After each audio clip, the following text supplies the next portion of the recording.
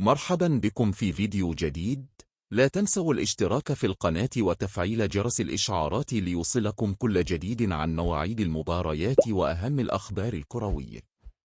موعد مباراة برشلونة وإسبانيول. تقام مباراة برشلونة ضد إسبانيول يوم التاريخ السبت 3 يناير 2026. التوقيت 9 مساء بتوقيت المغرب، 10 مساء بتوقيت مصر، 8 مساء بتوقيت غرينتش. ملعب مباراة برشلونة وإسبانيول. الملعب أورسيدي ستاديوم. المدينة برشلونة، إسبانيا. وتقام المباراة على أرضية ملعب نادي إسبانيول في أجواء جماهيرية قوية كعادة ديربيات كاتالونيا. القنوات الناقلة لمباراة برشلونة وإسبانيول.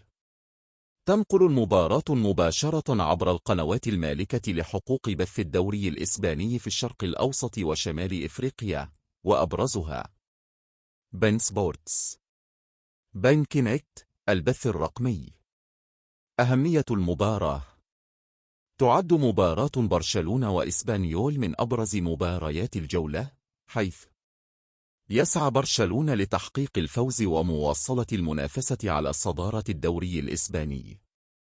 يطمح إسبانيول لتحقيق نتيجة إيجابية أمام غريمه التقليدي. المباراة تحمل طابع ديربي كاتالونيا المعروف بالقوة والندية. نظام الدوري الإسباني. الدوري الإسباني يتكون من 20 فريقا.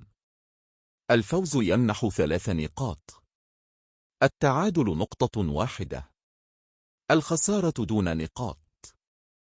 ويتم ترتيب الفرق حسب عدد النقاط ثم فارق الأهداف.